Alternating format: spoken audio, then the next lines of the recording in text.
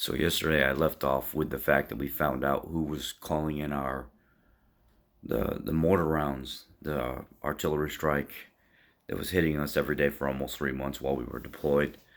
But when we started doing a little bit more research on where it was coming from, we were able to pinpoint using a UAV uh, the location of the men that were firing the mortar rounds onto our base. And one day we seen them trying to get set up.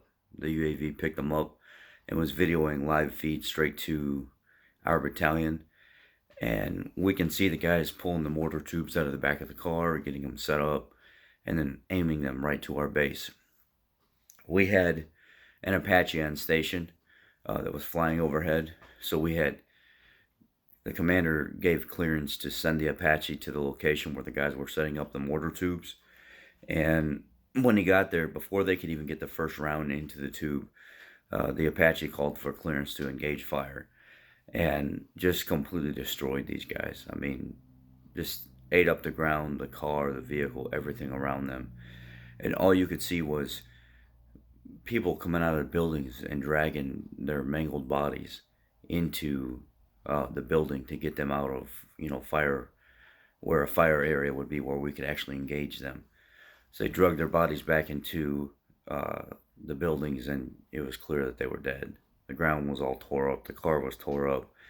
And the Apache, went back on his mission to do what he was doing beforehand. And it was a successful mission, so that's kind of how that went. And unfortunately, that had to happen in order for us to secure the fact that we don't want one of our guys killed or more of our equipment or buildings destroyed.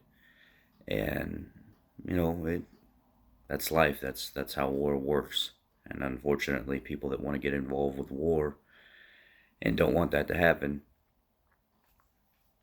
it's too bad. I mean, that's what happens.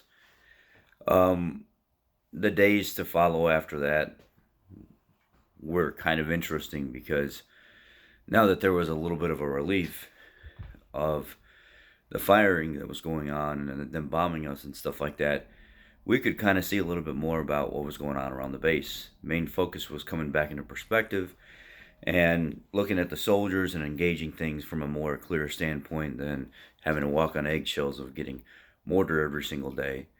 Started to show a few things that were going on. Over the few months that this was happening, there was obviously some soldiers that were engaging in steroid use. And this is not something that was a main focal point because we wanted to figure out how and where and why and, on the attacks that were happening to us.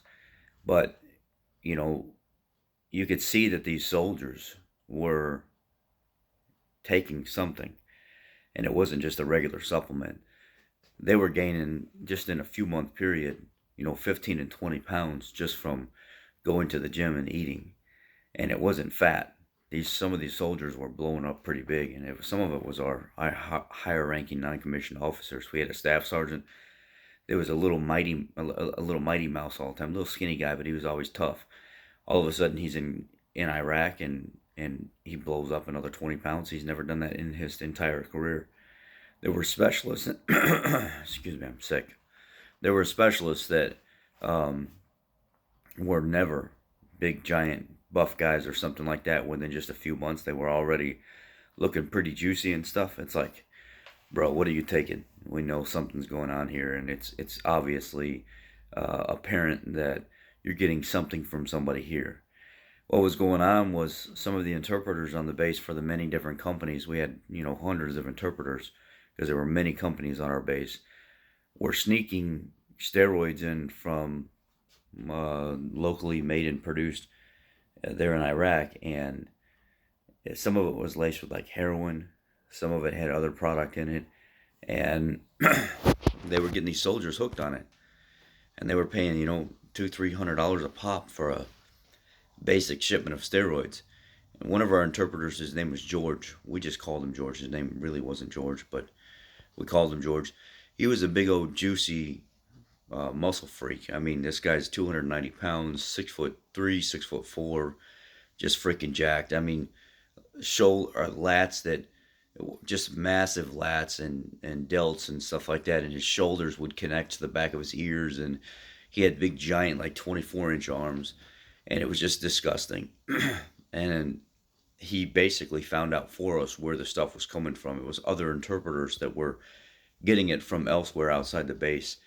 And when they would sneak on the base with their personal belongings and stuff, they would take like their little TVs and stuff apart and hide it in the back of TVs or in their personal belongings, and then they would turn around, distribute it, and sell it to the rest of the soldiers. So that was an interesting thing that was going on about this time as well. There was a number of little small things that were going on. Soldiers were purposely trying to hurt themselves so they can go home. There was a few guys that did get hurt on routine missions. None of them got killed, and they ended up getting sent to Germany to get surgery and stuff like that. And then some of them did get sent home because their injuries were bad enough. A lot of people have to understand the sectarian violence that happens over there is you're inserting yourself into somebody else's life. And we already have Sunni versus Shia that don't like each other.